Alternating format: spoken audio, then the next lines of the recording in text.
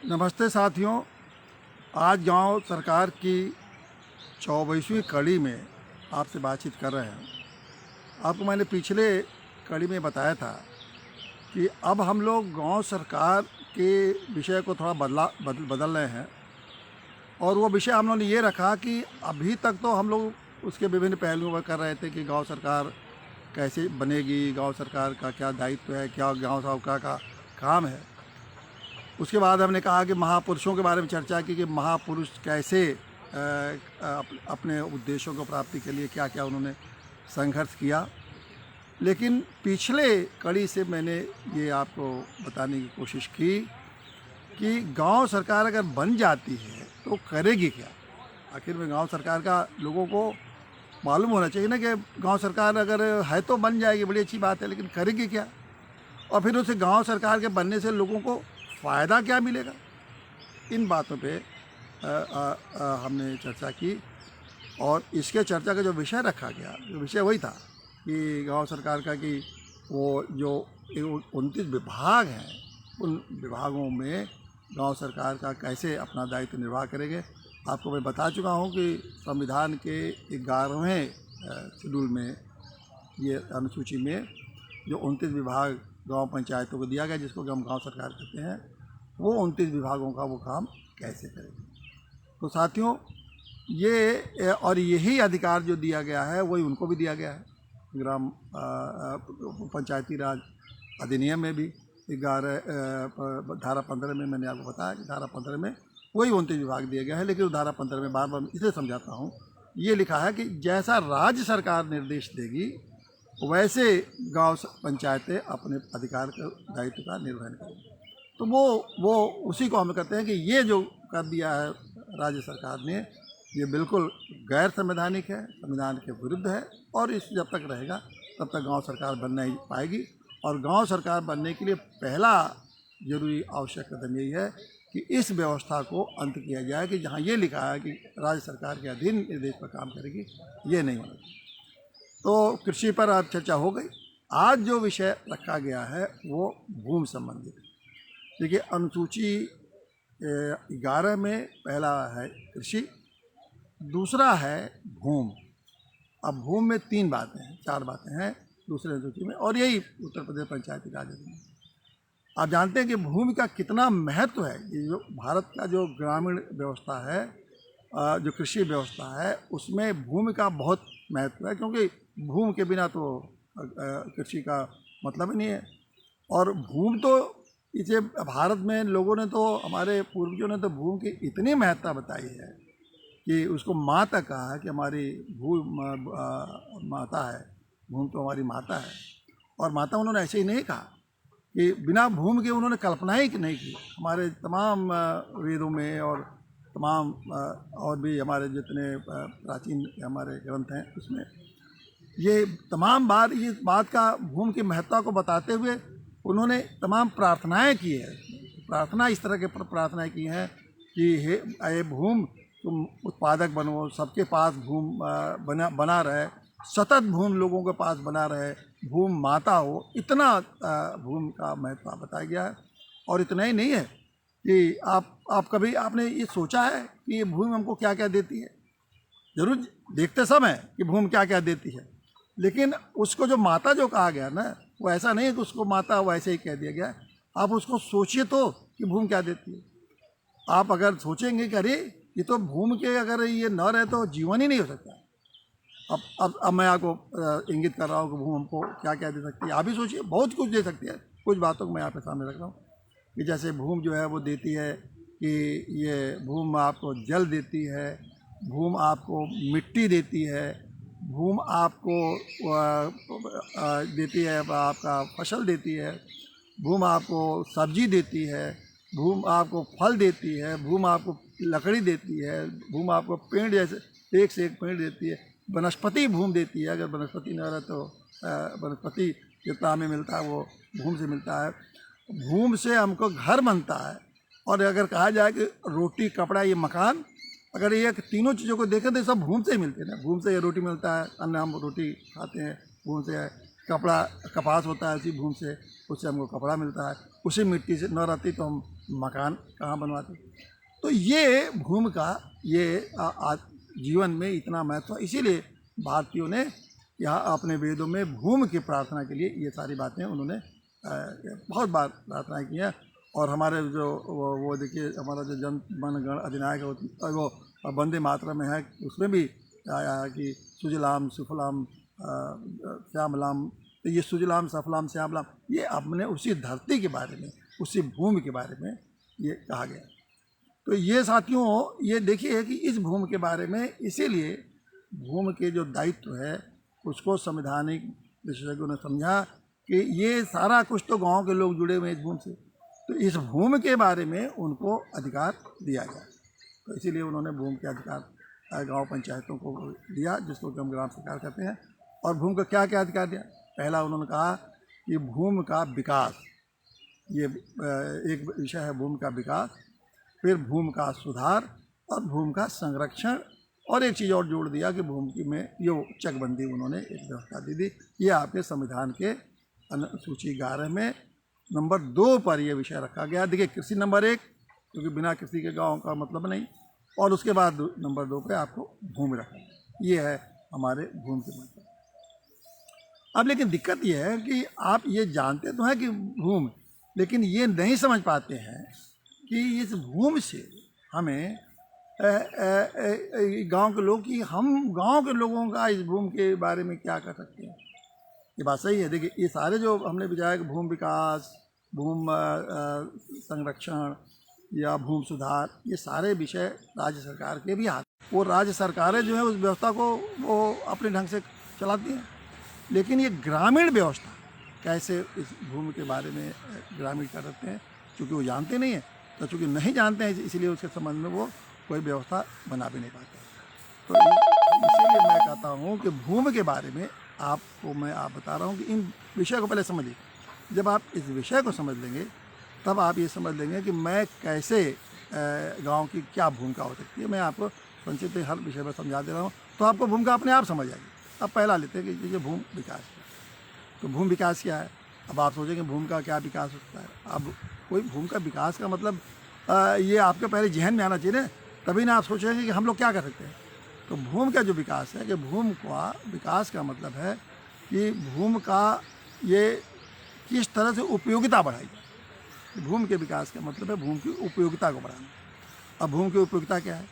कि भूमि को उपयोगिता क्या है कि उसको भूमि को ज़्यादा उसको उत्पादक बनाया जाए। उत्पादक जब बनेगी तो तभी उस उपयोगिता है। और आप जानते हैं कि भूमि कितने प्रकार की होती है। अब पहले तो आप यही जान लीजिए कि भूमि कोई एक प्रकार की तो भूमि होती नहीं, भूमि अनेक प्रकार की होती है। जैसे कि बंजर भूमि है, आप देखें कि ऊसर भूमि है, ये उपयोगी तो है नहीं।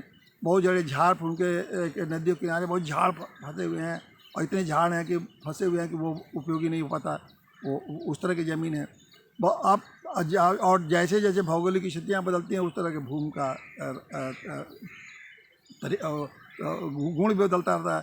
कहीं लाल भूमि है, कहीं काली ज़मीन है, कहीं कंकरीली है, कहीं पथरीली है, कहीं तमाम तरह के भूमि है। तो अब ये है कि उस भूमि की उपयोगिता, यही भूमि का विकास है कि भूमि की उपयोगिता हम कैसे उसको बढ़ाएं। ये पहला काम है कि भूमि की उपयोगिता है। आपके गाँव में भी कंकरीली ज़मीन है, ऊसर ज़मीन है, बंजर ज़मीन है, तो अब इसकी उपयोगिता कैसे हो। और ये जिस तरह की ज़मीन है, जैसे मान ली बंजर ज़मीन, अब ये बंजर ज़मीन, तो जितने बंजर ज़मीन है वो सब गाँव सभा की है। तो अब वो बहुत जैसे परती ज़मीन है, गाँव सभा के पास बहुत से परती ज़मीन है।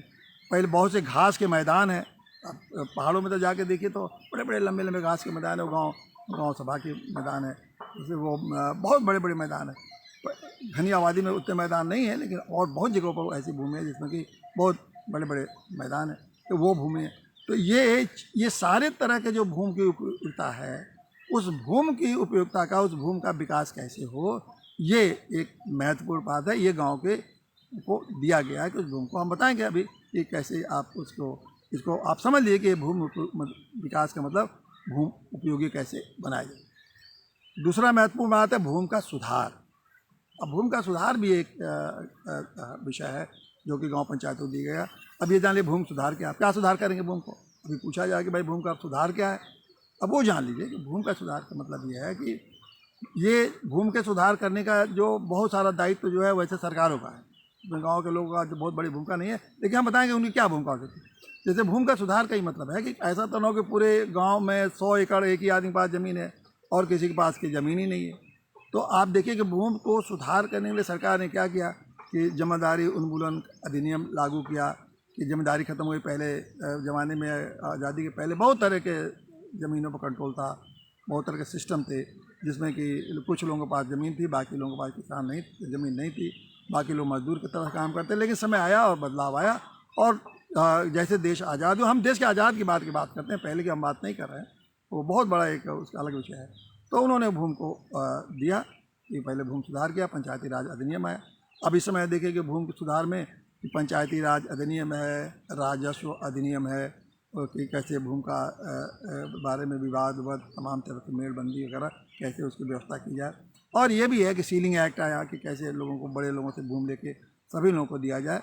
और जब भूमि सबके पास होगा तो उससे रोजगार बढ़ेगा, उत्पादकता बढ़ेगी और सभी लोगों को उस भूमि से प्रेम होगा और एक भावना बढ़ेगी। तो इसीलिए ये जब देश आज़ाद हुआ तो सब लोगों के पास उन्होंने एक भूमि देने की व्यवस्था कर दी। एक तरह से सामाजिक न्याय भी दिया कि सभी लोगों को कुछ न कुछ जमीन भूमि हो जाए, ऐसा ना हो कि भूमि एक ही पास है। तो ये भूमि सुधार का बात है। तो ये भूमि सुधार का पक्ष हो गया। तीसरा जो महत्वपूर्ण पक्ष है वो भूमि संरक्षण है। ये बहुत ही महत्वपूर्ण है कि देखिए, भूमि को उत्पादक तो आपने बना दिया, भूमि का विकास किया, भूमि उत्पादक हो गया, लेकिन सिर्फ उत्पादक हो जाने से काम नहीं चलेगा। भूमि की उत्पादक के बाद होता क्या है कि इस भूमि को उत्पादक बने रहना चाहिए। मतलब उसमें आप अन्न उगा रहे हैं, फल उगा रहे हैं, सब्जी उगा रहे हैं, उस पर पेड़ लगा रहे हैं, तो इनकी उत्पादकता नष्ट न हो। और जितनी भूमि उत्पादक रहेगी उतनी लोगों में खुशहाली रहेगी, क्योंकि अन्न जितना पैदा होगा उतने लोग अन्न पैदा से, फल पैदा होते, सब्जी पैदा होगी, तो देखिए जीवन उसी से बनेगा, उसी से जीवन के जो आगे बढ़ने की जितनी हमारी संभावना है उसी पर निर्भर होगा, उसी से हमारा विकास होगा। तो ये जो उत्पादकता है, ये उत्पादकता बनाया रखना, ये भूमि संरक्षण का। अब भूमि संरक्षण के उत्पादकता घटने के बहुत सारे कारण होते हैं। जैसे भूमि में मान आजकल जैसे चल रहा है, इतना ज़्यादा फर्टिलाइजर डाल दे रहे हैं कि वो भूमि उर्वरा शक्ति खत्म हो जा रही है। भूमि में मान लीजिए और भी ऐसे चीज़ें आ जा रही हैं कि नदी काट देती है भूमि को, भूमि नहीं बच पाता है। मान लीजिए ये कुछ ऐसे इंडस्ट्री बगल में गांव में आके लग जा रही हैं जगह जगह, इतनी जहरीली चीज़ों पैदा कर रही हैं कि भूमि की उर्वरा शक्ति ख़त्म हो रही है। सड़कों पर जिस तरह से सड़कें चल रही हैं और डीजल वोजल तमाम चीज़ें, गाड़ियों से पेट्रोल डीजल फेंक रही हैं, उससे भूमि को क्षय हो रहा है। तो भूमि की जो तमाम दर्जनों चीज़ें हैं जो भूमि को नुकसान करती हैं और उससे उनकी उर्वरा शक्ति खत्म होती है। जब उर्वरा शक्ति, मान लिया अगर भूमि है और भूमि की उर्वरा शक्ति अगर खत्म हो जाए तो उससे फिर भूमि रहने का कोई मतलब नहीं है। तो ये जो भूमि संरक्षण का है, ये विषय भी रखा गया है कि ये लोग गाँव को अच्छी तरह से समझ सकें। और चौथी बात है चकबंदी, ये भी गांव को दिया, लेकिन चकबंदी में भी वो कोई ज़्यादा गांव के लोगों का नहीं, उस सरकारी विभाग है और वो सरकारी विभाग इसको चलाती रहती है। और चकबंदी का मतलब ये है कि आपके खेत इधर उधर बिखरे हैं, कहीं वहाँ हैं कहीं यहाँ हैं, कि छोटे जोत है तो आपके सब खेत एक जगह कर दिए जाएँ। अब एक जगह खेत कर दिए जाएंगे तो क्या होगा कि ये आपको जल्दी सिंचाई की सुविधा हो जाएगी, एक जगह आपको सुरक्षा की सुविधा हो जाएगी और वो खेतों को आप ठीक ढंग से मैनेज कर पाएंगे। तो इसलिए उन्होंने चकबंदी की व्यवस्था की। तो ये सारे विषय सरकार करती है और इस सरकार के पास कानून बना के वो करती है। लेकिन आप ही बताइए कि ये सब बड़ा अच्छा लग रहा है कि सरकार करती है, अब ये सरकार करती क्या है? अब क्या ये बताइए कि भूमि का अगर कोई ऊसर है तो वो सरकार क्या उसमें उसके कर्मचारी आके विकास कर दें गांव पर, या कोई बंजर जमीन है तो कर्मचारी आके उसको बंजर को उत्पादक बना देंगे? एक दिन की प्रक्रिया तो है नहीं, एक लंबी प्रक्रिया है। तो अब मान लीजिए, मैं उदाहरण के लिए दे रहा हूँ, अब एक विषय देखिए कि अब गांव के लोग कर क्या सकते हैं या गांव सरकार कर क्या सकती है। मान लीजिए बहुत सारे ज़मीन, किसी गांव में बहुत सारे 2/3 ज़मीन मान लीजिए कृषि के जहाँ उत्पादन नहीं हो सकता, इस तरह की ज़मीन है, चाहे बंजर हो चाहे उसर हो चाहे अन्य किसी से, तो खेती वहाँ या पानी के साधन ना हो, मान लीजिए पानी के साधन, तो ये नहीं हो सकता। जो प्राइवेट अपना लोग कर रहे हैं वो तो अलग चीज़ है, एक मिनट की। लेकिन मान लीजिए गाँव पंचायत की बात, 50 एकड़ या 100 एकड़ ऐसी ज़मीन है जिस पर कृषि नहीं हो पाती। अब ये 100 एकड़ 50 एकड़ ज़मीन है, तो अगर ये खेती के रूप में आ जाए तो उसका फ़ायदा तो गांव के ही लोग लेंगे ना। अब उसको अब वो खेती को खेती योग्य बना दे तो गांव पंचायत गांव सरकार क्या कर सकती है कि उसको लोगों को पट्टे पे दे सकती है कि आप इसकी खेती करिए, या खुद भी खेती करा सकती है गांव सरकार। उसको गांव सरकार खेती करा सकती है, अगर खुद कराएगी तमाम मजदूर उसमें लगेंगे, तमाम लोगों को काम मिलेगा, वो खुद खेती करा सकती है और उसके उत्पादन से अपना गांव पंचायत का आय बढ़ा सकती है। लेकिन अब वो ज़मीन वैसे पड़ी हुई है, कोई देखने वाला नहीं है। तो अगर गाँव खेती के विकास के लिए ये अगर हम चाहते हैं कि भूमि विकास हो, तो ये जो उसको उत्पादक बनाने के लिए ये काम सरकार कैसे कर पाए। सरकार के अधिकारियों से सोचिए कि उनके गांव के अधिकारी आकर उत्पादक बना दे तो संभव नहीं है। तो इसीलिए मेरा कहना है कि ये जो काम है, अब आपको समझ में आएगा कि अब आप समझ सकते हैं कि गांव की सरकार क्या कर सकती है। गांव की सरकार अपने भूमि को उत्पादक बना सकती है। जैसे मैंने कहा ना कि हर गांव में अगर 5-6 की जैसे समिति बन जाएगी, गांव की जो भूमि संबंधित समिति होगी, और वो भूमि संबंधित समिति जो है गांव के उत्पादन को में कैसे किया जाए, कैसे उसकी व्यवस्था की जाए, वो सारा काम कर सकती है और उसको लिए गांव पंचायत के सामने रखेगी और उसके बाद उसके गांव सभा के सामने रखेगी और उसके संबंध में निर्णय होगा, उसके आय व्यय तमाम चीज़ें होंगी। इसी बारे में आप बता दें, जो वैसे तो पंचायती राज अधिनियम में अलग से एक भूमि प्रबंधक समिति बनी है जो कि भूमि का प्रबंधन करेगी, लेकिन उसके अलावा मैं आपको बता रहा हूँ कि ये चीज़ें जो है जैसे भूमि का विकास संबंधी काम है, ये गांव समिति जो है अच्छे ढंग से इसका काम कर सकती है, उसका हर तरह से उसको उत्पादक बना सकती है। अब ये देखिए, उसको उत्पादक नहीं बना सकती है, उसके साथ साथ बहुत सारे ऐसे भूमि हैं, जैसे मान लीजिए कि लोग क्या करते हैं कि भूमि को छोड़े रहते हैं, कोई काम नहीं करते हैं, या जैसे पड़ती ज़मीन है, पड़ती लोग पड़ी रहती है, वहाँ पर की ज़मीन है। उसी तरह से घास का मैदान है, अब घास का मैदान को मेंटेन नहीं है, वहाँ कोई पशु को उस पर घास ही नहीं उग रही है, ना कहने के लिए तो गाय का मैदान है। तो ये सारे काम भी गांव पंचायत घास के मैदान को विकसित कर सकती है, उसको घेर सकती है, घेरवा सकती है, उसको विकास कर सकती है ऐसा कि गांव पंचायत उसको घास पैदा हो और पशुओं को वहाँ से चारा मिले और वहाँ पशु चरने जाएँ। उसी तरह पड़ती ज़मीनों का किस तरह से उपयोग कर सकती है कि किस तरह से उपयोग करते थे। तो ये जो भूमि के संबंधी ये जो काम है वो गांव पंचायतें बखूबी कर सकती हैं, और इसके लिए जो समिति रहेगी वो तमाम गांव के लोगों को काम देकर और ये काम करके भूमि को उपयोगी बना सकती है। उसी तरह से ये भूमि संरक्षण की बात है। अब देखिए, भूमि संरक्षण वाला काम तो बिल्कुल गाँव को ही लोगों को करना पड़ेगा। अब जैसे भूमि संरक्षण बहुत सारी चीज़ें बता सकता हूँ कि जैसे मान लीजिए आजकल बड़े प्रथा है कि जो मेड़बंदी है, मेड़ है, उस मेड़ को लोग काटने लगते हैं और मेड़ को पतला कर दिया। अब उससे तमाम जब वो खेत जोतेंगे तो कुछ न कुछ मेड़ को तोड़ने लेंगे। फिर वो चक रोड का कब्जा करने लगते हैं कि चक रोड को कब्जा करके और चक रोड को चौड़ी चक रोड को पतला कर सकते हैं, जबकि चक रोड की साइज है उसको मेंटेन करना है। तो ये जो भूमि का संरक्षण उसी में आएगा। ये चक रोड को जो चक रोड है, मेड़ है। अब आप जान सकते हैं कि इतनी मुश्किलें होती हैं। अगर मान लीजिए किसी की ज़मीन ऊँची ज़मीन है मान लीजिए, और किसी की ज़मीन नीची है, अगर ऊंची ज़मीन वाला जो व्यक्ति है वो अपने मेड़ न बनाए तो बरसात में क्या होगा कि सारा पानी ऊंची ज़मीन पर होगा और जो जिसकी नीची ज़मीन है सारा पानी उसके ऊपर बह के आ जाएगा, उसकी जो फसल है वो बर्बाद हो जाएगी। अब इसको यहाँ से बैठ के अधिकारी थोड़ी इसको तय कर देगा कि उसकी ऊंची ज़मीन है, हो करना क्या आगे ये उसका मेड़ को ऊँचा बनवा दीजिए ताकि उसकी मेड़ खेत से पानी निकल के दूसरे लोगों के खेतों में न जाए और उनके खेतों को फसल को बर्बाद न करे।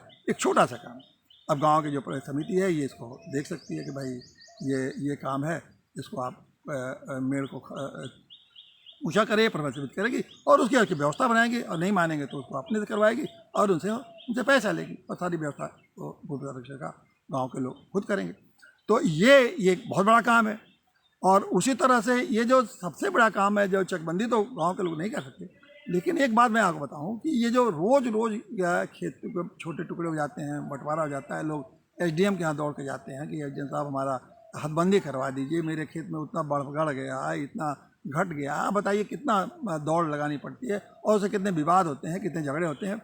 ये तो गाँव के लोग बहुत ही मतलब मिनटों का काम है समझ लीजिए कि अगर किसी को विवाद है तो वो तुरंत गया, नपवा के उनको ज़मीन सबका दे दिया, मार्किंग करा दिया और मेड़बंदी लगवा दी।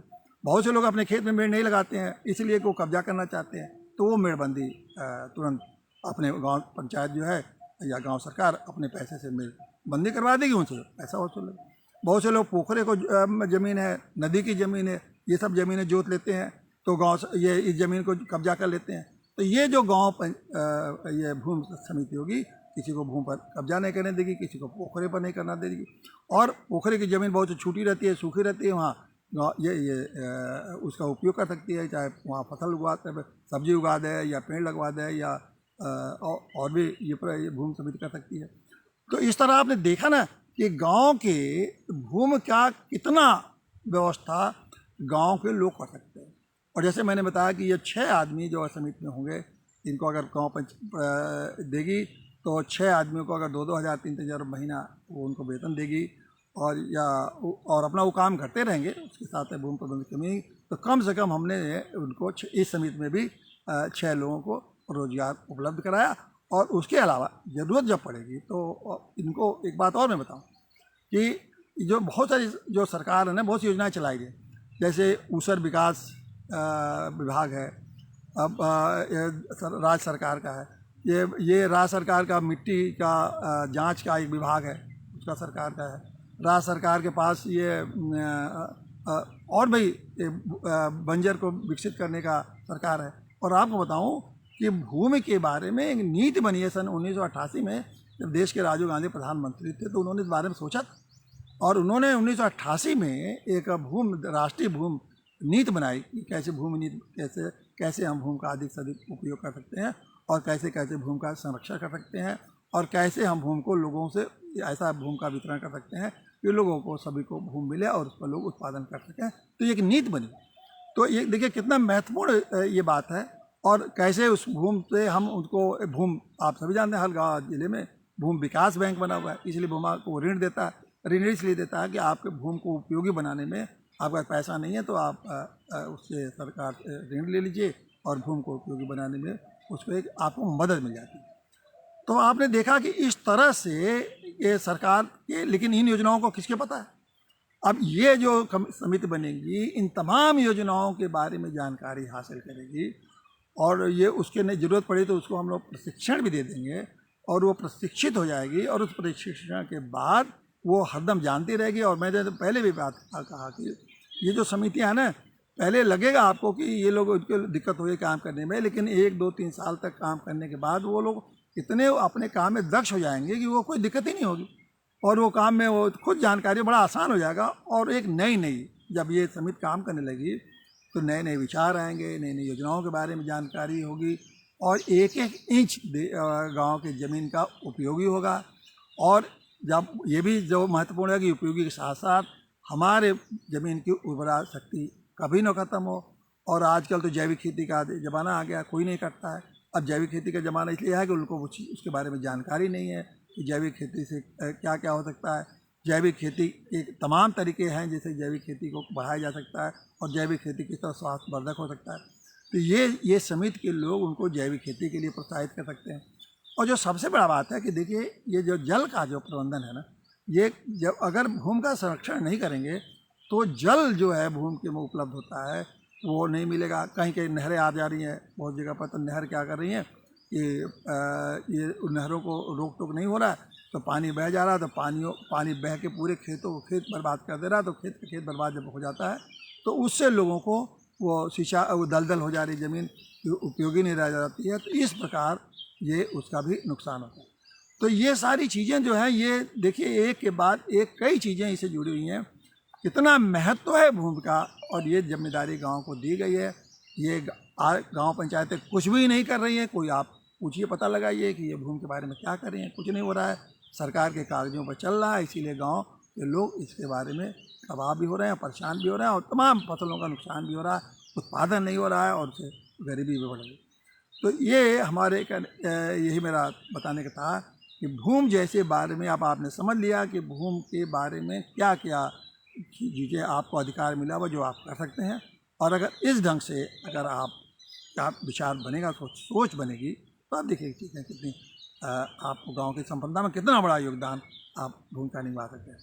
तो इन्हीं शब्दों के साथ साथियों, ये जो भूमि का जो काम है उसके आप समझ लीजिए और एक भूमि संरक्षण, भूमि विकास और भूमि का चकबंदी और भूमि का संबंध में जितने भी कार्यक्रम हैं आपकी जानकारी हो गई। और मैं फिर अगले बारे में इसी तरह आपको एक एक विषय पर बात करूँगा। धन्यवाद साथियों।